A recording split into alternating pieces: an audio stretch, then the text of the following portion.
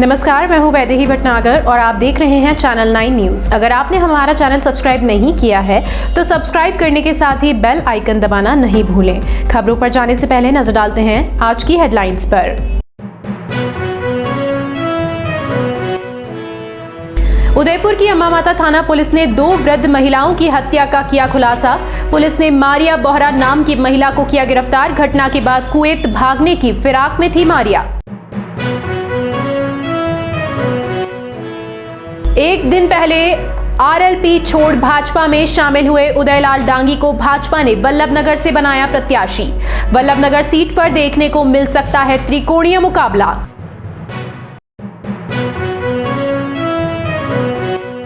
और 2 बार विधायक और 1 बार राज्य मंत्री रहे मांगीलाल गरासिया के नामांकन के बाद जनसभा में छलके आंसू। गरासिया ने एक वोट का हिसाब देने की कही बात।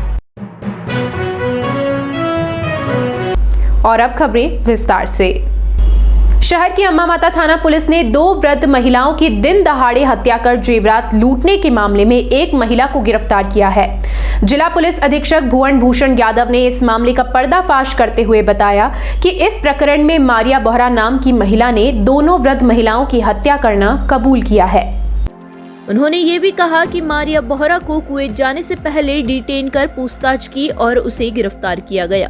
आरोपी महिला द्वारा पैसे शेयर बाजार में लगाने से करीब 30 लाख रुपए का घाटा होना बताया, जिससे दोनों मृतका के जेवरात लूटने के लिए हत्या करना बताया।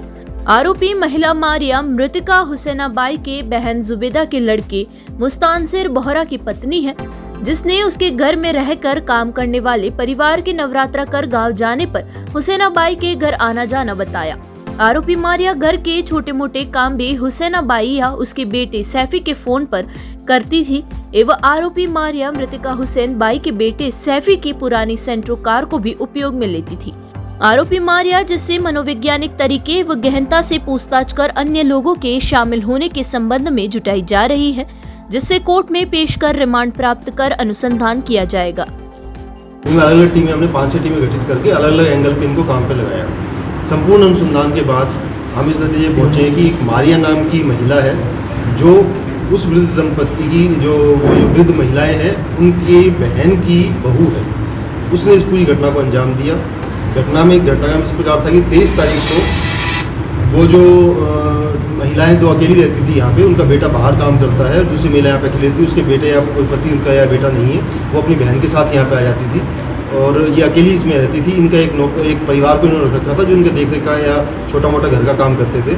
वो परिवार 23 तारीख को त्यौहार के मद्देनजर यहाँ से अपने गाँव जो राजसमंद जिले में पड़ता है वहाँ पर चला गया। पीछे से उन्होंने पूछा कि क्या हम अपने परिवार के किसी एक सदस्य को आपके यहाँ देखभाल के लिए छोड़ दें। तो मारिया नाम की महिला जो इनकी बहन की बहू है उसने बोला कि नहीं, मैं बीच बीच में देखती रहा करूँगी, कोई भी जरूरत पड़ी तो मैं इनकी सहायता कर दूँगी और मैं इनकी देखभाल कर दूँगी। इस तरह से उसने उनको भेजा। और उसके बाद में ये घटना जब घर में कोई भी नहीं था तो महिला की थी, तब उसने घटना को अंजाम दिया। इससे पहले भी अनुसंधान में आया है कि लगभग 3, 4, 5 अक्टूबर के आसपास इसने पहले भी जहर देकर इस वारदात को अंजाम देने की कोशिश की थी, पर उस टाइम चूंकि वो जो परिवार इनके यहाँ पे रहता था वहीं मौजूद था तो ये सफल नहीं हो पाई। उसके बाद में इसने 26 तारीख को दिन में करीब 3 से 5 बजे के बीच में ये अपने घर से निकल के आई।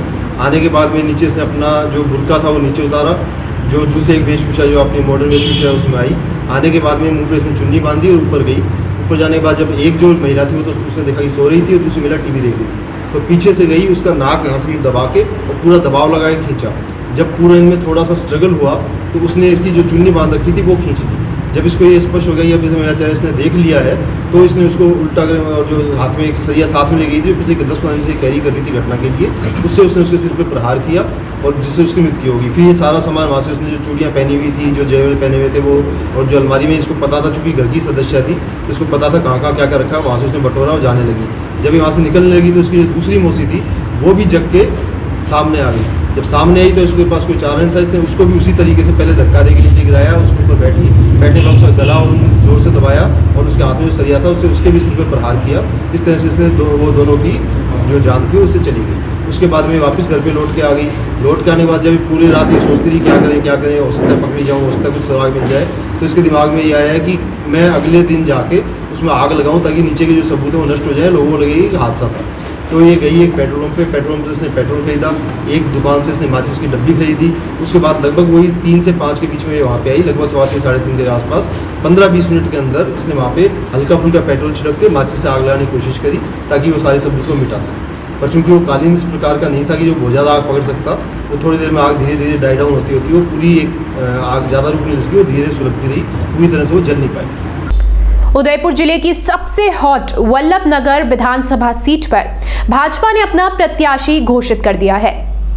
आरएलपी का दामन छोड़ भाजपा में शामिल हुए उदयलाल डांगी को प्रत्याशी बनाया है। अब इस सीट पर त्रिकोणीय मुकाबला देखने को मिल सकता है।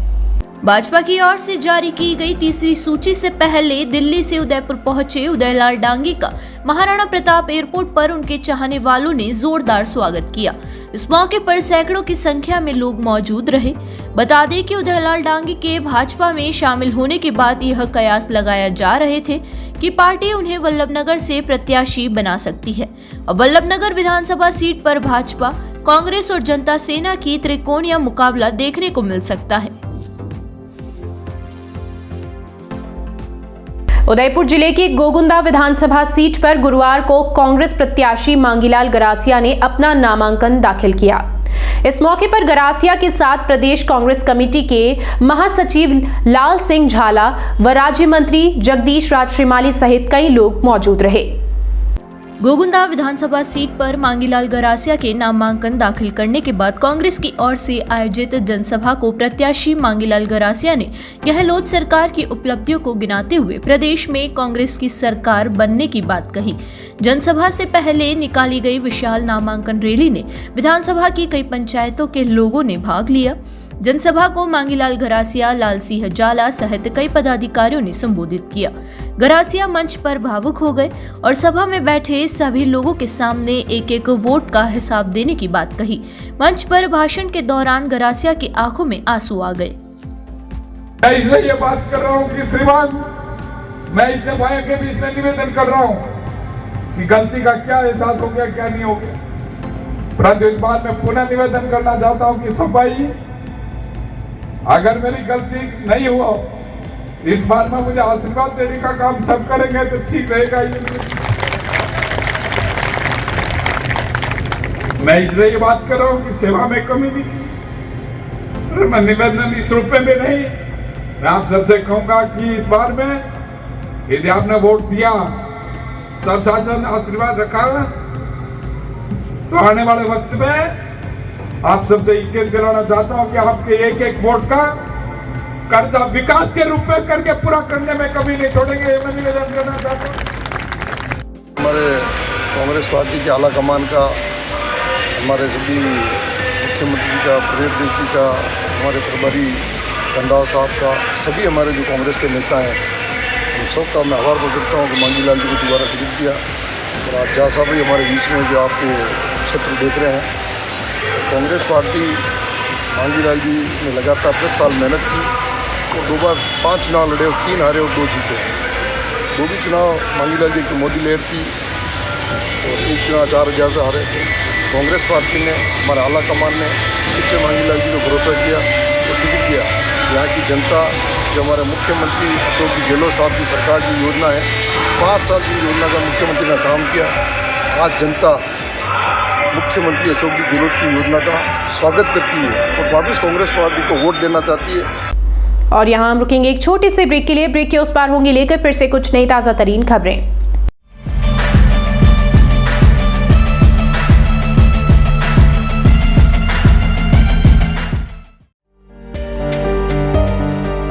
शादी समारोह हो या मांगलिक कार्यक्रम हो या बर्थडे पार्टी हो, मेहंदी सहित आकर्षक टैटू बनवाएं।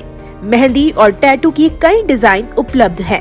संपर्क करें lake city mall, Udaipur tattoo and mehndi artist पर। करवा चौथ पर special offer, home service available.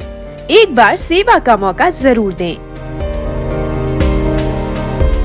एक पुरानी रीत निकलकर झुमकों पे सज जाती है।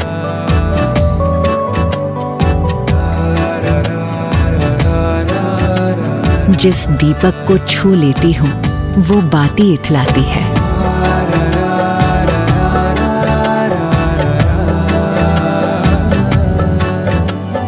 एक घड़ी जो बीत गई थी, एक घड़ी जो आनी है, इन सुनहरे ताने बानों में दो घड़ियां मिल जाती हैं। एक पुरानी रीत निकलकर झुमकों पर सज जाती है। रोशनी चखने आ जाती है सारी रस्में मीठी सी। एक छोटी सी थाली में ही सदियां कई मिल जाती है। एक पुरानी रीत निकलकर झुमकों पर सज जाती है।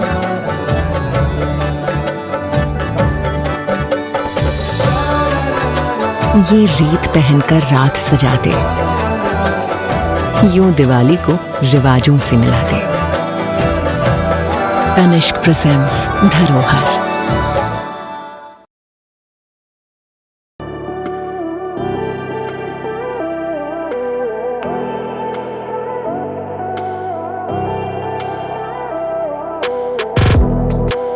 .304 ग्रेड के स्टेनलेस स्टील के बर्तन न जंग लगे न फटे। दादी खरीदे पड़पोते भी इस्तेमाल करें। प्रसिद्ध सरकारी company steel authority of India limited Salem plant के विशिष्ट बर्तनों का एकमात्र स्टोर राजस्थान में, आपके शहर उदयपुर में। Dinner set, tableware, bottles, flask इत्यादि की भरपूर रेंज उपलब्ध। इसके अलावा food wrapping, paper foil, hard water के निशान मिटाने वाला चमत्कारी पाउडर टी स्काला भी उपलब्ध है। पधारें अपना घर Biscot private limited, Madri industrial area Udaipur. संपर्क करें 7357715333 या ऑनलाइन विजिट करें apnagharmart.com।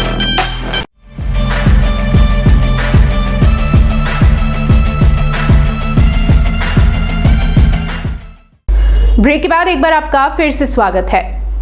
Udaipur chamber of commerce and industry ने वर्ष 2024 में दिए जाने वाले एक्सीलेंस अवार्ड्स के लिए आवेदन हेतु सूचना जारी कर दी है, जो कि यूसीसीआई की आधिकारिक वेबसाइट पर उपलब्ध है।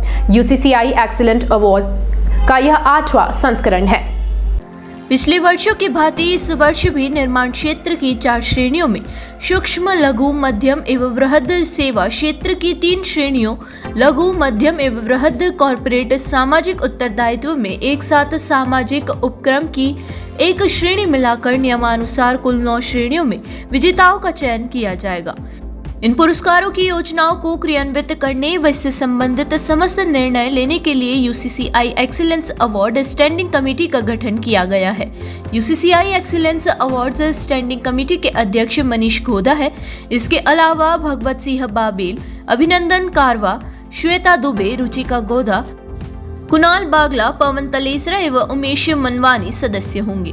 गत 6 वर्षों के दौरान यूसीसीआई द्वारा दिए जाने वाले एक्सीलेंस अवार्ड्स दक्षिणी राजस्थान में अपनी विशिष्ट पहचान बना चुके हैं। उद्योग एवं व्यवसाय जगत द्वारा रोजगार मुहैया करवाने, आमजन का आर्थिक स्तर ऊंचा उठाने, समृद्धि लाने के साथ साथ सामाजिक विकास हेतु किए जा रहे सकारात्मक कार्यों की जानकारी लोगों तक पहुंचाने तथा सामाजिक सौहार्द को बढ़ावा देने के उद्देश्य के साथ यूसीसीआई द्वारा वर्ष 2016-17 से एक्सीलेंस अवार्ड्स प्रदान किए जा रहे हैं।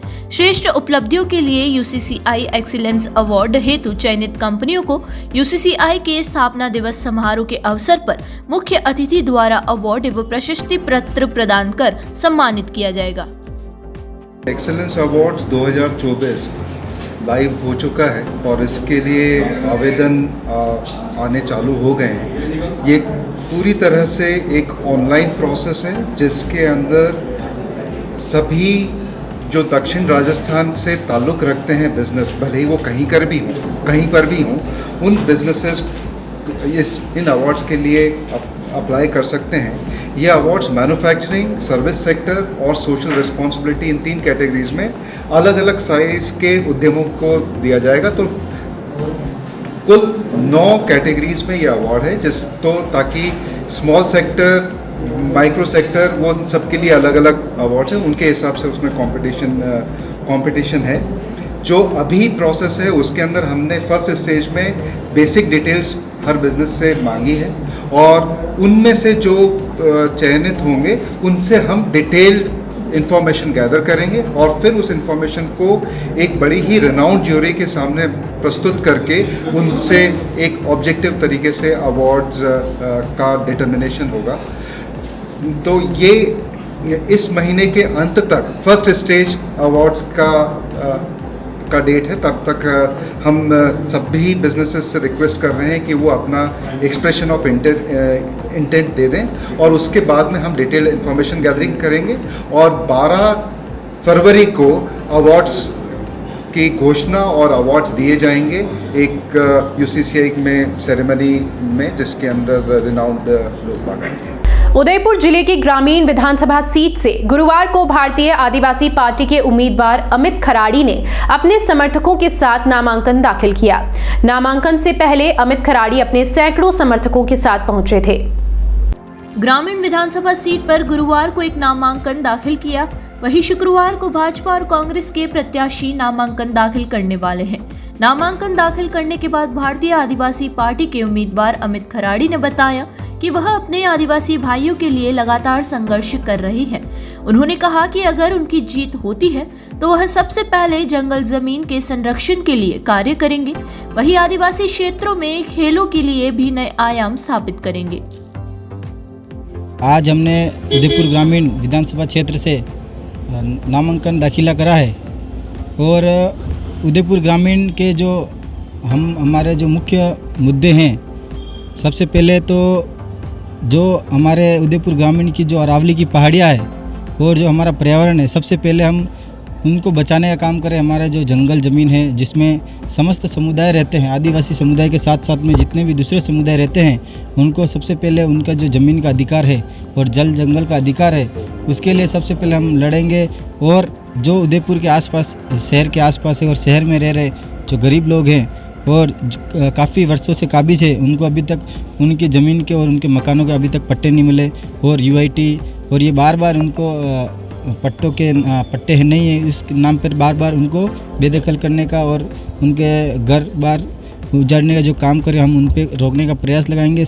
और मुख्य मुद्दा यही है कि जो गरीब है, शोषित है, पिछड़े हैं और जो चाहे कोई भी समाज का है, उनके साथ अन्याय होगा, अत्याचार होगा, हम हर समय खड़े रहेंगे।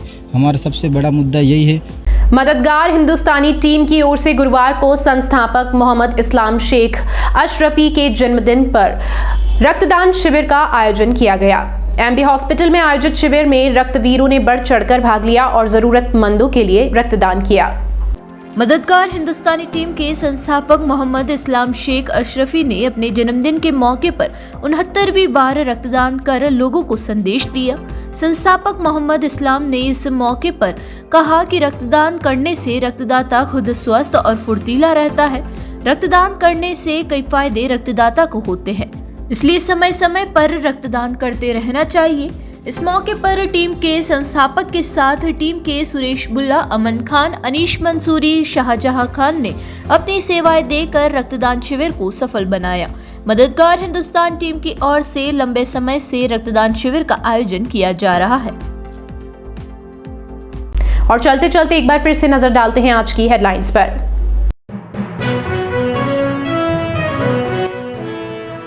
उदयपुर की अम्मा माता थाना पुलिस ने 2 वृद्ध महिलाओं की हत्या का किया खुलासा। पुलिस ने मारिया बोहरा नाम की महिला को किया गिरफ्तार। घटना के बाद कुवैत भागने की फिराक में थी मारिया। एक दिन पहले आरएलपी छोड़ भाजपा में शामिल हुए उदयलाल डांगी को भाजपा ने वल्लभनगर से बनाया प्रत्याशी। वल्लभनगर सीट पर देखने को मिल सकता है त्रिकोणीय मुकाबला।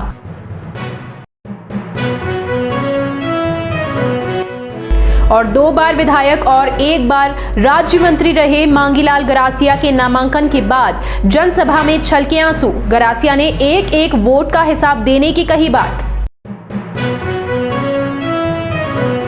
फिलहाल इस बुलेटिन में इतना ही। फिर से हाजिर होंगे लेकर कुछ नई ताजा तरीन खबरें। तब तक के लिए आप हमारे साथ यूं ही बने रहिए और देखते रहिए चैनल 9 न्यूज। धन्यवाद।